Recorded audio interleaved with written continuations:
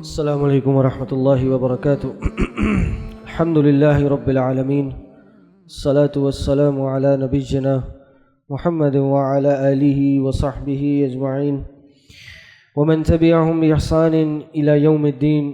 رب اشرح لی صدری ویسر لی امری واحلل عقدۃ من لسانی یفقہوا قولی. فأعوذ باللہ السمیع العلیم من الشیطان الرجیم من حمدہ ونفخہ ونفسہ. بسم اللہ الرحمن الرحیم. قال اللہ تبارک وتعالی فی القرآن المجید والفرقان الحمید. الحمد للہ الذی انزل علی عبدہ الکتاب ولم یجعل له عوجا. یہ آیت جو آپ کے سامنے میں نے پڑھی ہے یہ سورہ کہف کی پہلی آیت ہے، اور کل آپ لوگ نے غالباً سورہ کہف کی تلاوت سننے کا آغاز کیا تھا. آج میں سورہ کہف کے حوالے سے کچھ بات کرنا چاہتا ہوں، اور اس سورہ کہف میں تقریباً کوئی 3 واقعات ہیں، اور اس میں سے صرف ایک واقعے کی طرف اشارہ اور اس کی مختصر سی تفسیر آپ کے سامنے پیش کروں گا. سورہ کہف اپنے نام کے حساب سے کہف پہ رکھا گیا ہے، اور کہف کیا ہوتا ہے؟ کہف ایک پہاڑ کے اندر موجود ایک کھلے غار کو کہتے ہیں. غار اور کہف میں فرق یہ ہوتا ہے کہ غار تھوڑا سا اندر جا کے ہوتا ہے، اور کہف جو ہے وہ تھوڑی سی اوپن سپیس ہوتی ہے، تھوڑا کھلا ہوتا ہے، یعنی باہر سے اس کے اندر روشنی آ رہی ہوتی ہے، ہوا آ رہی ہوتی ہے. تو یہ واقعہ، یہ صورت، اس کے اندر ہم سب کو پتہ ہے ایک مشہور اصحاب کہف کا واقعہ ہے کہ جو توحید کی وجہ سے اپنی قوم کو چھوڑ کے، علاقے کو چھوڑ کے بھاگے تھے، اور انہوں نے غار کے اندر پناہ لی، اور اس کے اندر کئی سال اللہ نے ان کو سلا دیا معجزاتی طور پہ، اور پھر یہ اٹھے اور پھر وہیں پہ ان کی وفات ہو گئی، اور یہ اسی کہف کے اندر رہے. اس سورہ کہف کی کئی فضیلتیں ہیں کتاب و سنت میں. اللہ کے نبی صلی اللہ علیہ وسلم کا فرمان ہے، صحیح مسلم کی حدیث ہے، فرمایا من حفظ 10 آیات من اول سورۃ الکہف عصم من فتنۃ الدجال. کہا جو شخص سورہ کہف کی پہلی 10 آیتوں کو حفظ کر لیتا ہے اس کو دجال کے فتنے سے محفوظ کر لیا جائے گا. اسی طرح حدیث ہے، اور یہ حدیث صحیح بخاری کے اندر موجود ہے، باب فضائل قرآن میں. اللہ کے نبی صلی اللہ علیہ وسلم نے فرمایا کہ برائے ابن عازب اس حدیث کے راوی کہتے ہیں ایک شخص جو ہے ایک دفعہ سورہ کہف پڑھ رہا تھا، اور قریب اس کا ایک گھوڑا بندھا ہوا تھا، اور وہ دیکھتا کیا ہے کہ ابھی وہ سورہ کہف کی تلاوت کر رہا ہے، اور اس کے گھوڑے کے اوپر ایک بادل آ گیا ہے، اور جیسے جیسے وہ سورہ کہف کی تلاوت کرتا جا رہا ہے وہ بادل اس کے قریب آتا چلا جا رہا ہے. تو جیسے جیسے بادل قریب آیا تو یہ اس کا گھوڑا جو تھا وہ تھوڑا بدکنا شروع ہو گیا، پریشان ہونا شروع ہو گیا کہ یہ کیا ہو رہا ہے. تو کچھ روایت میں ہے کہ شاید اس نے تلاوت بھی بند کر دی اس کے بعد. تو صبح ہوئی، صبح ہو کے وہ اللہ کے نبی صلی اللہ علیہ وسلم کے پاس گیا، اور اللہ کے نبی صلی اللہ علیہ وسلم سے اس نے یہ واقعہ ان کے سامنے رکھا، تو کہ کیا ماجرا تھا. تو اللہ کے نبی صلی اللہ علیہ وسلم نے فرمایا کہ تلک السکینۃ تنزلت بالقرآن. یہ سکینت تھی، یہ سکون تھا جو قرآن کی وجہ سے نازل ہو رہا تھا. تو یہ قرآن کی فضیلت ہے کہ قرآن پڑھنے سے انسان پہ اور انسان کے ماحول پہ سکینت طاری ہو جاتی ہے. اور یہ حدیث بھی اللہ کے نبی صلی اللہ علیہ وسلم کی کہ ما من قوم، کوئی ایسی قوم نہیں ہے کہ جو اللہ کے گھروں میں سے کسی گھر میں قرآن کی تعلیم حاصل کر رہی ہو، ایک دوسرے کو سکھا رہی ہو، تو 4 چیزوں میں سے ایک چیز ان کے ساتھ لازمی ہوتی ہے، اور اس میں سے ایک کیا ہے کہ ان پہ سکینت نازل ہوتی ہے. تو یہ سورہ کہف کی بھی فضیلت ہے کہ وہ سورہ کہف پڑھ رہے تھے، اس سے سکون بھی نازل ہوا، اور قرآن کی عموماً فضیلت ہے. اسی طرح ایک اور فضیلت میں روایت آتی ہے، اللہ کے نبی صلی اللہ علیہ وسلم نے فرمایا، اور یہ مستدرک حاکم کی روایت ہے، شیخ البانی رحمہ اللہ نے اس کو صحیح کہا ہے، فرمایا کہ ان من قرأ سورۃ الکہف یوم الجمعۃ اضاء له من النور ما بین الجمعتین. جس شخص نے جمعے کے دن سورہ کہف کی تلاوت کی، اللہ تعالیٰ دونوں جمعوں کے درمیان اس کے لیے ایک نور مقرر کر دے گا. یہ سورہ کہف کی فضیلت جمعے کے دن پڑھنے کی. اور کب پڑھنی ہے جمعے کو؟ اس کا وقت علماء نے لکھا ہے کہ جمعرات کی شام مغرب کے بعد سے آغاز ہو جاتا ہے اس کا، اس دن اس شام کے بعد سے یہ وقت شروع ہو جاتا ہے اور پھر یہ اگلے دن مغرب تک یہ وقت رہتا ہے۔ کسی بھی ٹائم پہ اس کی تلاوت کی جا سکتی ہے اور کرنی چاہیے۔ یہ فضیلت والی صورت ہے اور نبی علیہ السلام نے فرمایا اس کے کئی فائدے ہیں۔ ہاں البتہ کچھ روایتیں اور مشہور ہیں اس کی فضیلت میں کہ جو اس کی تلاوت کرتا ہے تو ایک ہفتے کے 7 دن کے اور مزید 3 دن اس کے جو گناہ ہیں وہ معاف کر دیے جاتے ہیں۔ تو بہرحال ان روایات میں کلام ہے اور اس کو بعض علماء نے ضعیف کہا ہے، لیکن یہی جو اس کی فضیلتیں ہیں یہی کافی ہیں۔ سورت کا آغاز ہوتا ہے شروع میں اصحاب کہف کا قصہ ہے، لیکن تھوڑا سا آگے جاتے ہیں تو دوسرا قصہ اس سورت میں بڑا اہم ہے جو میں بیان کرنا چاہتا ہوں، اور وہ قصہ ہے 2 بھائیوں کا اور یہ 2 دوستوں کا کہ جو آپس میں کچھ گفتگو کر رہے تھے اور ایک ذرا مالدار تھا اور دوسرا مال والا نہیں تھا۔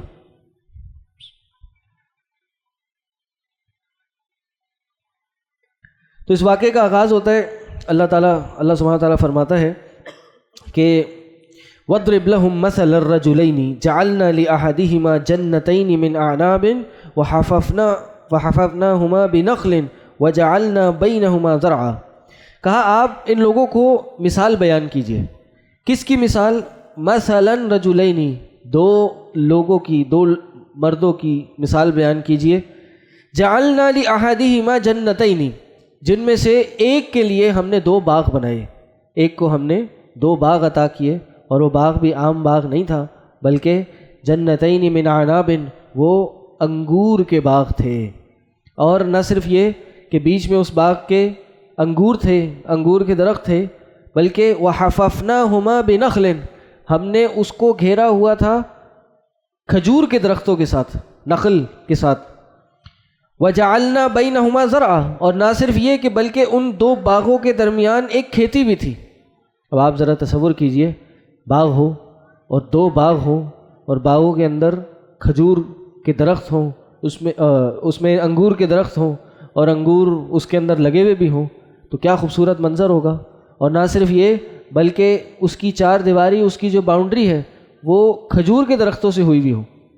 آج لوگ پیسے خرچ کر کے کھجور کے درخت لگواتے ہیں، امپورٹ کرتے ہیں، باہر سے لاتے ہیں، کئی لاکھوں روپے کے خوبصورتی میں اضافے کے لیے کھجور کے درخت لگائے جاتے ہیں، ناریل کے درخت لگائے جاتے ہیں، پام ٹریز لگائے جاتے ہیں۔ تو آپ سوچیں، اور یہ صرف خوبصورتی نہیں ہوتی بلکہ بعض اوقات یہ ایک سیفٹی ایک میجر بھی ہوتا ہے، ایک حفاظت کے لیے بھی۔ کس چیز سے؟ بعض اوقات جانور آ جائیں اور بڑے جانور ہوں، وہ باغ کے اندر نہ داخل ہو جائیں، تو درخت لگا دیے بڑے بڑے۔ اسی طرح تیز ہوائیں نہ داخل ہوں باغ کے اندر، وہ داخل ہوں تو وہ جو کھجور کے درخت ہیں وہ ذرا ایک سپورٹ بنا لیں اس کی، اور جو اندر نازک انگور کے درخت ہیں، انگور کے باغ ہیں، اس کو زیادہ فرق نہ پڑے۔ تو اللہ نے کہا کہ ہم نے ایک بھائی کو 2 درخت دیے اور 2 باغ دیے، اس میں انگور تھے اور سائڈوں میں کھجور کے درخت تھے، اور نہ صرف یہ بیچ میں کھیتی بھی تھی۔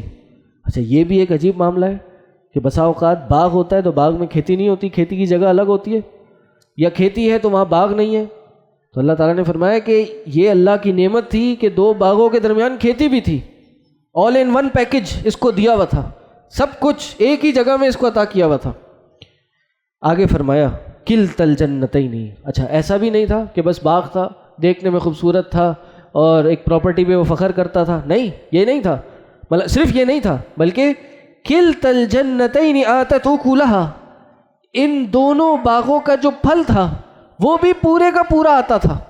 ایسا نہیں تھا کہ سال کی جو فصل ہو رہی ہے، جو پھل نکل رہا ہے، اس میں کوئی کمی ہوتی ہو، پوری فصل، پوری کراپ، بمپر کراپ ہوتی تھی ہر سال۔ کہا وَلَمْ تَظْلِم مِّنْهُ شَيْئًا، اس میں کوئی کمی نہیں ہوتی تھی۔ وَفَجَّرْنَا خِلَالَهُمَا نَهْرًا، اور اس پہ سونے پہ سہاگا، نور علی نور، کہ اس کے درمیان ایک نہر بھی بہتی تھی۔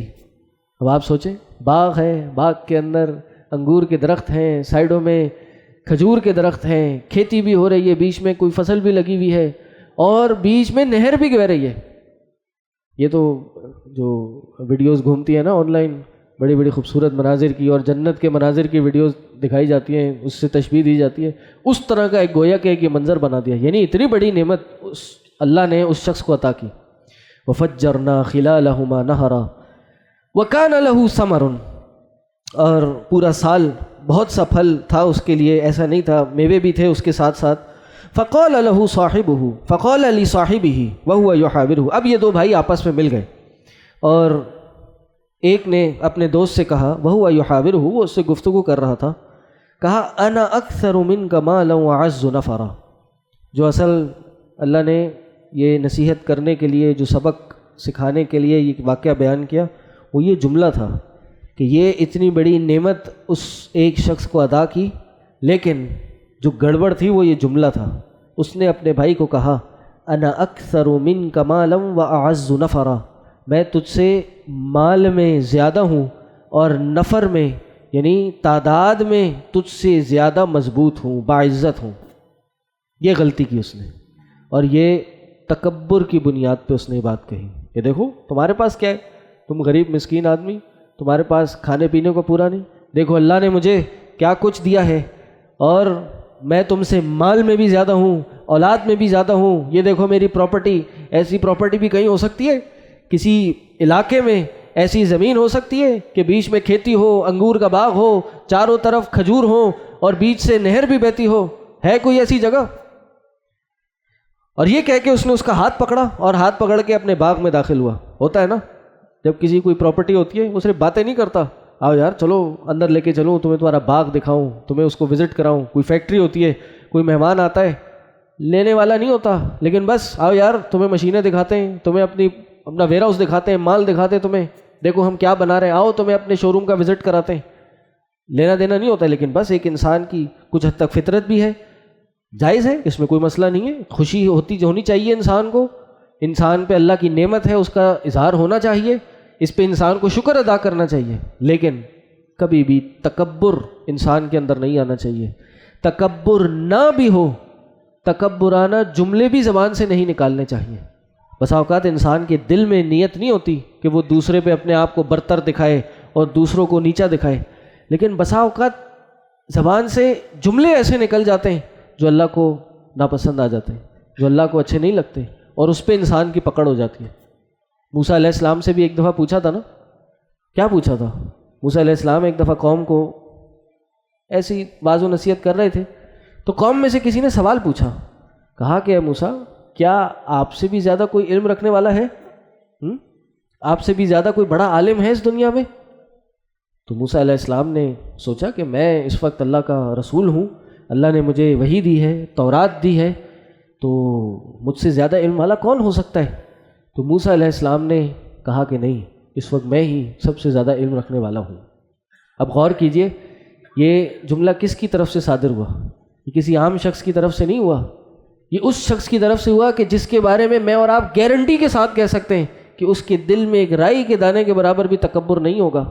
اس نے اس جملے کو 100% حقیقت سمجھ کے، انہوں نے 100% حقیقت سمجھ کے آگے بتایا کہ نہیں، چونکہ میں نبی ہوں، میں رسول ہوں، رسول کو اللہ نے قوم کی رہنمائی کے لیے بھیجا ہوتا ہے، اور رہنمائی کرنے والا وہی ہوگا نا جس کے پاس زیادہ علم ہوگا۔ لیکن اللہ تعالیٰ کو یہ بات پسند نہیں آئی۔ دنیا میں سب سے زیادہ علم رکھنے والا بھی کوئی شخص کیوں نہ ہو، کیا اس سے زیادہ بڑا عالم موجود نہیں ہے؟ کیا اللہ کائنات کے ہر بڑے عالم سے زیادہ علم رکھنے والا موجود نہیں ہے؟ تو کبھی بھی یہ انسان کو اپنی زبان سے جملہ نہیں نکالنا چاہیے۔ تو موسیٰ علیہ السلام کو اللہ نے حکم دیا، اے موسیٰ آپ سے بڑا بھی ایک عالم موجود ہے، یا کہہ لیجئے کہ موسیٰ کو حکم دیا کہ اے موسیٰ جائیے، وہاں ہمارا ایک نیک بندہ ہے، اس سے جا کے آپ علم حاصل کیجئے۔ یعنی کہ یہ تکبر تو جائز ہی نہیں ہے، تکبر کی طرف جانے والے جملے بھی اللہ نے اس پہ روکا ہے کہ اپنے آپ کو عاجزی انکساری کا پیکر بنائے، اپنے آپ کو اللہ کے لیے تواضع، اپنے اندر تواضع لائے۔ جو اللہ کے لیے تواضع اختیار کرتا ہے، نبی علیہ السلام کی حدیث ہے، اللہ تعالیٰ اس کو بلندی عطا کر دیتا ہے۔ ان کو حکم ہوا صرف یہ جملہ عطا کرنے، صرف جملہ زبان سے نکالا تو حکم ہو گیا کہ جائیے، جا کے وہ میرے نیک بندے ہیں ان سے جا کے علم حاصل کیجئے۔ آپ اگرچہ آپ نبی ہیں، آپ رسول ہیں، لیکن آپ نے بھی علم حاصل کرنا ہے۔ تو یہ اس شخص نے تو خیر تکبر سے یہ بات کہی تھی، ہمیں تکبر کے بغیر بھی ایسے جملے نہیں نکالنے چاہیے۔ ہاں بسا اوقات حقیقت ہوتی ہے، ہاں بھائی یہ ہماری سب سے یہ ہماری پاکستان کی سب سے اچھی نمبر 1 ٹیبل ہے، یہ جو ہماری فیکٹری ہے یہ اس وقت پاکستان میں نمبر 1 ہے، یہ ہمارا ادارہ، ہماری کمپنی پاکستان میں نمبر 1 ہے، ایسا گھر پورے علاقے میں کہیں نہیں ہے، کہہ سکتا ہے انسان، لیکن ساتھ میں کیا کہے؟ اللہ کے فضل سے، اللہ کے کرم سے، اللہ کے اذن سے، اللہ کے شکر سے آج اللہ نے ہمیں یہ مقام عطا کیا ہے۔ ہمیشہ خیر کی اور نعمت کی نسبت اللہ کی طرف ہونی چاہیے۔ انسان پہ جو اللہ نے انعام کیا ہے اس کی نسبت اللہ کی طرف ہو، پھر انسان جملے جو ہیں وہ ادا کر دے۔ اس نے یہ بات کہی اور یہ ہاتھ پکڑ کے باغ میں داخل ہو گیا، چلو بھائی تمہیں وزٹ کرائیں باغ کا۔ باغ میں داخل ہوتا تو کوئی مسئلہ نہیں تھا، لیکن باغ میں داخل ہوتے ہوئے اس نے اپنی زبان سے 3 کفری جملے نکالے۔ پہلے تکبر کیا، اور تکبر کرنے کے بعد باغ میں داخل ہوتے ہوئے اس اپنے بھائی کو نیچا دکھاتے ہوئے ایک یہ گناہ کیا، پھر اپنی زبان سے 3 کفریہ جملے بھی نکالے۔ نمبر 1 کہا، اللہ نے کہا کہ وَهُوَ ظَالِمٌ لِنَفْسِهِ، اس حال میں کہ وہ اپنے باغ میں داخل ہوا وہ اپنے نفس پہ ظلم کر رہا تھا۔ کیا کہا؟ کیسے ظلم کر رہا تھا؟ قَالَ مَا أَظُنُّ أَن تَبِيدَ هَٰذِهِ أَبَدًا، کہا میں نہیں گمان کرتا کیا کہ یہ میرا جو یہ باغ ہے کبھی بھی ختم ہوگا، یہ باغ کو کبھی بھی کوئی اینڈ آئے گا، یہ میں گمان نہیں کرتا، یعنی مجھے یہ امید ہے، یہ یقین ہے، یہ گمان تک بھی میں نہیں کرتا، مجھے یقین ہے کہ یہ ہمیشہ رہے گا۔ یہ کفریہ جملہ ہے۔ اللہ نے کیا کہا کہ کل من علیہا فان، دنیا میں جو چیز بھی ہے وہ فنا ہونے والی ہے، وَيَبْقَى وَجْهُ رَبِّكَ ذُو الْجَلَالِ وَالْإِكْرَامِ، باقی رہنے والی جو ذات ہے وہ اللہ کی ہے، ذو الجلال والاکرام والی ذات ہے، تو یہ سب ختم ہونے والا ہے۔ پہلا کفریہ جملہ۔ دوسرا کہا کہ میں نہیں سمجھتا یہ کبھی ختم ہوگا، اور دوسرا وَمَا أَظُنُّ السَّاعَةَ قَائِمَةً، اور میں یہ بھی گمان نہیں کرتا کہ قیامت بھی قائم ہونے والی ہے، یہ بھی کفریہ جملہ نکالا، قیامت کا انکار کر دیا۔ اگرچہ یہ مسلمان تھا یا یہ اگرچہ اللہ پہ ایمان لانے والا تھا، لیکن اس نے قیامت کا بھی انکار کر دیا۔ اور پھر تیسرا جملہ کہا کہ چلو اگر قائم بھی ہو گئی، لوگ کہتے ہیں قیامت آئے گی اور قیامت میں اٹھائے جائیں گے، حساب کتاب ہوگا، کہا اگر مجھے قیامت کے دن اٹھا بھی لیا گیا وَلَا إِن رُدِدتُّ إِلَىٰ رَبِّي، اگر میں لوٹایا گیا اللہ کے پاس، لَأَجِدَنَّ خَيْرًا مِّنْهَا مُنْقَلَبًا، تو میں ضرور بالضرور پاؤں گا اس سے بہتر، اس جگہ پر جو دنیا میں مجھے عطا کیا ہے اس سے بہتر مجھے مل جائے گا۔ اب یہ دیکھیں، یہ اپنے تکبر میں، اپنے گھمنڈ میں کتنا اوپر ہوا کہ اس نے کہا اول تو قیامت نہیں آئے گی، یہ ختم نہیں ہوا، ختم نہیں ہوگا، اور اگر کل کو ختم بھی ہو گیا تو اس سے کئی گنا بہتر مجھے عطا کر دیا جائے گا۔ ابھی اپنے تکبر میں بڑھ رہا ہے۔ پھر اس نے جو دوسرا اس کا دوست تھا، اب یہ سن رہا تھا، سنتے سنتے جب اس کی بات ختم ہو گئی، اس کے یہ کفریہ اور تکبر سے بھرے ہوئے جملے ختم ہو گئے، تو سامنے سے اس نے جواب دیا۔ جو کون تھا؟ جو ابھی بیچارہ کم مال والا، کم دولت والا بھائی تھا، اس کا دوست تھا۔ کہا قال له صاحبه وهو يحاوره، دوسرے بھائی نے اس کو کہا، اس سے بات کرتے ہوئے، اکفرت بالذی خلقک، کیا تو اس کا انکار کرتا ہے جس نے تجھے پیدا کیا؟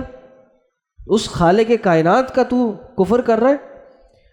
کس طرح پیدا کیا؟ خلقک من تراب ثم من نطفۃ ثم سواک رجلا، اس اللہ نے تجھے پہلے مٹی سے پیدا کیا، پھر ایک قطرے سے پیدا کیا، اور پھر تجھے ایک سیدھا اٹا کٹا انسان بنا دیا۔ اس اللہ کا انکار کر رہا ہے؟ تیری کون سی طاقت تھی کہ تیرا ایک ہاتھ چھوٹا رہ جاتا؟ تیری کون سی طاقت تھی کہ تیری ایک ٹانگ جو ہے وہ نہ ہوتی، تو اس دنیا میں آتا؟ یہ ناک کٹی ہوئی ہوتی تو اس دنیا میں آتا؟ کہ تیری آنکھیں نہ ہوتی، دیکھ نہ سکتا ہوتا؟ یہ اس اللہ کا انکار کر رہا ہے؟ تیری کون سی طاقت ہے کہ جو تیرے منہ میں اللہ نے یہ دانت دیے، یہ زبان دی جس سے تو بات کر رہا ہے، یہ نہ دی ہوتی پھر تو کیا کرتا؟ اس اللہ کا انکار کر رہا ہے جس نے تجھ پہ اتنے انعامات کیے، یہ باغات دیے، یہ دنیا میں رہنے کے لیے جگہ دی، جس پہ تو اتنی خوشی محسوس کر رہا ہے کہ وہ خوشی تکبر تک چلی گئی، اس کا انکار کر رہا ہے کہ نہیں آئے گی قیامت، اور آ بھی گئی تو اس سے بہتر مجھے مل جائے گا، کیا دلیل ہے تیرے پاس؟ کہا لَكِنَّ هُوَ اللَّهُ رَبِّي وَلَا أُشْرِكُ بِرَبِّي أَحَدًا، کہا لیکن میں، لیکن انا، یہ لیکن جو لفظ ہے یہ 3 لفظ ہیں یا 2 لفظ ہیں، لیکن انا، لیکن اے پر میں اپنی بات بتاؤں، تمہارا تو یہ معاملہ ہے لیکن میں اپنا موقف بتا دوں، هو اللہ ربی، وہ اللہ میرا رب ہے، لا اشرک بربی احدا، میں اللہ کے ساتھ کسی کو شریک نہیں کرتا، وہ اللہ پہ میں ایمان لاتا ہوں، اس کے ساتھ کسی کو شریک نہیں ٹھہراتا۔ مفسرین نے لکھا ہے کہ یہاں سے پتہ چلتا ہے کہ وہ جو شخص تھا وہ مشرک بھی تھا، اس نے اللہ کے ساتھ شرک کیا ہوا تھا۔ اور یہاں پہ ہمارے لیے ایک جو نقطہ ہے وہ یہ ہے کہ ایک حدیث میں آتا ہے اللہ کے نبی صلی اللہ علیہ وسلم نے اسما بنت امیس کو کہا کہ یہ پریشانی اور غم کی حالت میں یہ کلمات ادا کریں، اور وہ کلمات اسی آیت سے ملتے جلتے ہیں۔ آیت میں کیا ہے؟ هو اللہ ربی لا اشرک بربی احدا، اور اسما بنت امیس کہتی ہیں کہ مجھے اللہ کے نبی صلی اللہ علیہ وسلم نے جو کلمے سکھائے وہ کیا تھے؟ اللہ اللہ ربی لا اشرک بہ شیئا، کہ اللہ میرا رب ہے، میں اس کے ساتھ کسی کو شریک نہیں کرتا۔ تو جب بھی انسان کو کوئی پریشانی ہو، کوئی تکلیف آئے، کوئی غم کی حالت ہو، تو انسان یہ کلمات ادا کرے۔ اور یہاں ایک نقطہ یہ بھی ہے کہ تکلیف کی حالت میں جو کلمات سکھائے گئے اس کی بنیاد کیا تھی؟ توحید تھی، شرک سے پاکی تھی، شرک سے آزادی تھی، کہ انسان کو غم سے نکالنے والی چیز سب سے پہلے شرک سے نجات ہے، توحید کی طرف چلنا ہے۔ قرآن میں آتا ہے نا، اللہ تعالیٰ نے فرمایا کہ الذین آمنوا ولم یلبسوا ایمانہم بظلم، کہ وہ لوگ جو ایمان لائے اور انہوں نے اپنے ایمان کے ساتھ ظلم کی ملاوٹ نہیں کی، کیا ہوگا؟ اولئک لہم الامن، وہی لوگ امن میں ہیں۔ تو پتہ یہ چلتا ہے کہ جب تک ہم توحید نہیں تھامیں گے، توحید کو نہیں مضبوطی سے پکڑیں گے، شرک کو نہیں چھوڑیں گے، اپنے علاقوں سے، اپنے محلے سے، اپنے ملک سے، اس دنیا سے شرک کا خاتمہ نہیں کریں گے، اس دنیا میں امن نہیں آ سکتا، ہمارے علاقوں میں، ہمارے گھروں میں امن نہیں آ سکتا۔ غم سے نجات کے لیے نبی علیہ السلام نے کیا دعا سکھائی؟ یہ کہو اللہ اللہ ربی لا اشرک بہ شیئا۔ وہ یونس علیہ السلام مچھلی کے پیٹ میں گئے تھے نا، اس مچھلی کے پیٹ سے جہاں اندھیروں کی تہیں تھیں، رات کا اندھیرا، سمندر کا اندھیرا، مچھلی کے پیٹ کا اندھیرا، اس مچھلی سے نجات پانے کے لیے یونس علیہ السلام نے کیا دعا کی؟ لا الہ الا انت سبحانک، اے اللہ نہیں ہے کوئی تیرے علاوہ کوئی الہ، سبحانک انی کنت من الظالمین، تو پاک ہے میں ظلم کرنے والا ہوں۔ تو توحید ہی ہے جو انسان کو غم سے نجات دے گی۔ تو بہرحال اس نے اپنی توحید کی دعوت دی کہ بھائی تم جو بھی عقیدہ رکھو میں یہ عقیدہ رکھتا ہوں، اور پھر اس کے بعد کہا کہ ولولا اذ دخلت جنتک قلت ما شاء اللہ، ایسا کیوں نہیں ہوا کہ جب تو اپنے باغ میں داخل ہوا تو نے کہا ما شاء اللہ لا قوت الا باللہ۔ جب تو باغ میں داخل ہوا، ٹھیک ہے، بہت اچھی بات ہے، جیسے میں نے پہلے کہا نا، نعمت ہونا بری بات نہیں ہے، نعمت کا اظہار کرنا بھی بری بات نہیں ہے، اور بعض اوقات اس پہ خوشی محسوس کرنی چاہیے، اس میں بھی کوئی مسئلہ نہیں ہے، لیکن اس کی نسبت اللہ کی طرف کرنی چاہیے۔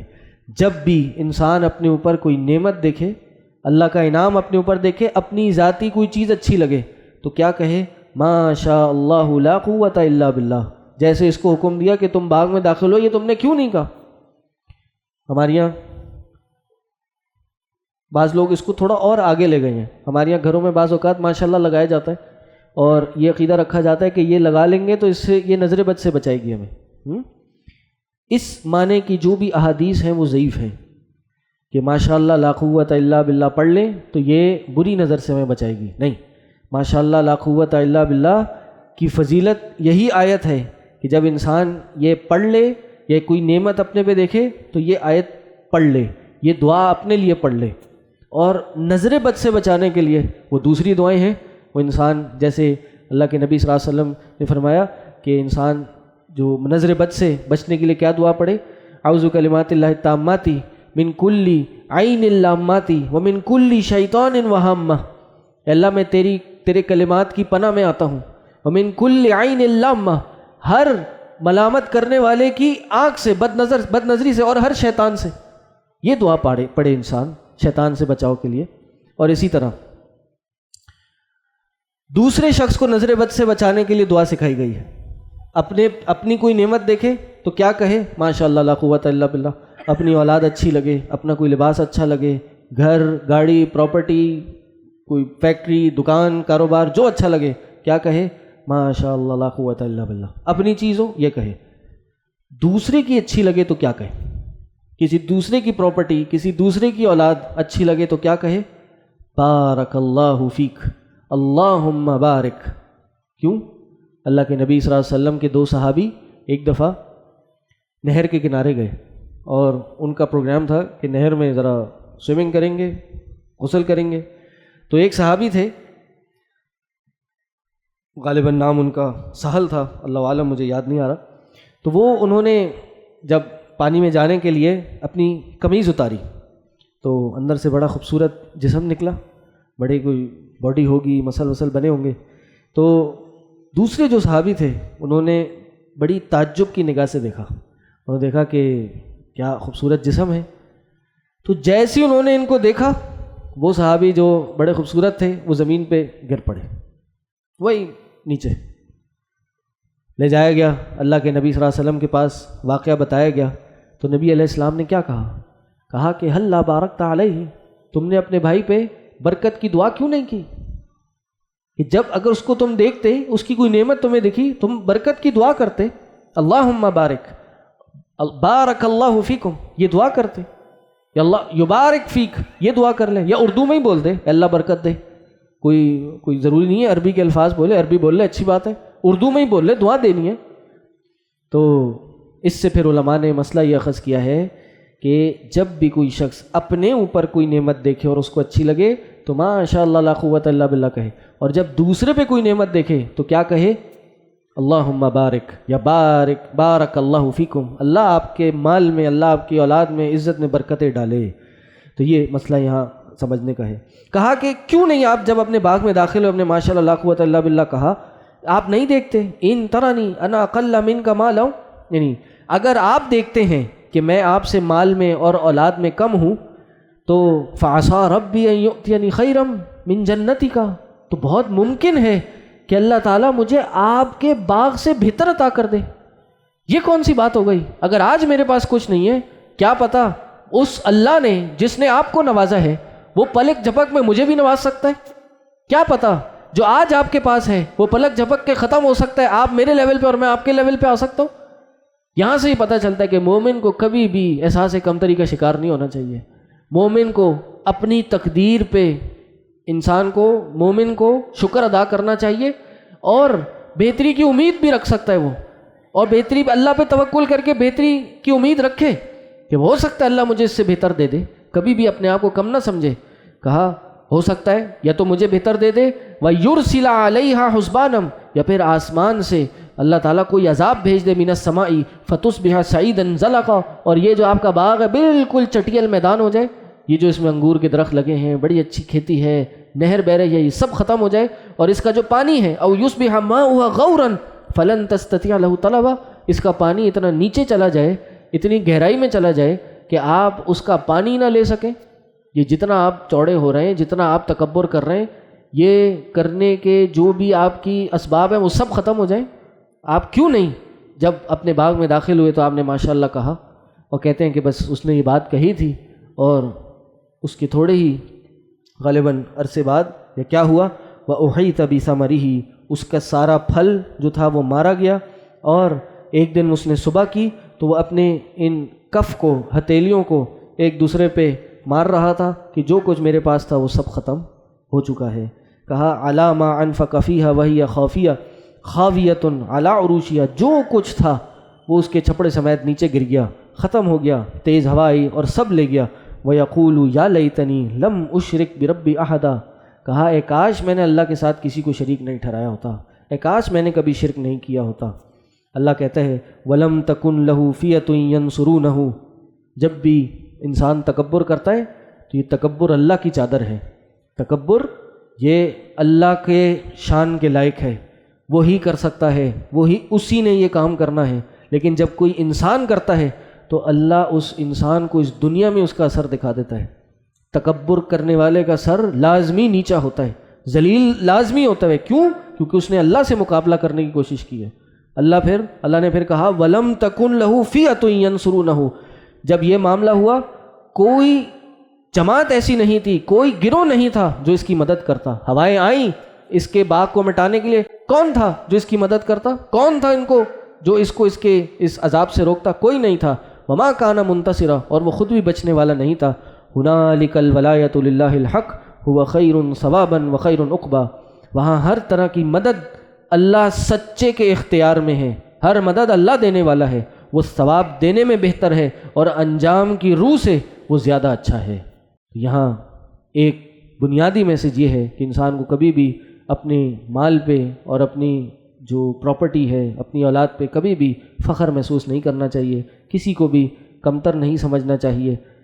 ان اکرمکم عند اللہ اتقاکم، اللہ کی نظر میں وہی سب سے بڑا، سب سے بہتر ہے، سب سے زیادہ عزت والا وہ ہے جو تقوی میں زیادہ بہتر ہے۔ اگر ہم اللہ کی نظر میں بہتر ہونا چاہتے ہیں تو تقوی میں بہتر ہوں، اور اس میں بھی انسان اس اپنی نیکی کو، گناہوں سے بچنے کو، اس کی نسبت اللہ کی طرف کرے۔ وہ بھی اللہ کو نہیں پسند کہ انسان اپنی نیکی بھی، اس کا بھی کریڈٹ اپنے اوپر لے لے۔ اللہ سے دعا ہے جو کہا جو سنا اس پہ ہم سب کو عمل کرنے کی توفیق عطا کرے۔ اللہ تعالی ہمیں تکبر جیسے مہلک گناہ سے بچائے۔ اللہ تعالی ہمیں عاجزی، انکساری اپنانے کا اور تواضع اختیار کرنے کی توفیق عطا کرے۔ وآخر دعوانا ان الحمدللہ رب العالمین۔ سبحانک اللہم وبحمدک اشہد ان لا الہ الا انت استغفرک واتوب الیک۔ السلام علیکم ورحمۃ اللہ وبرکاتہ۔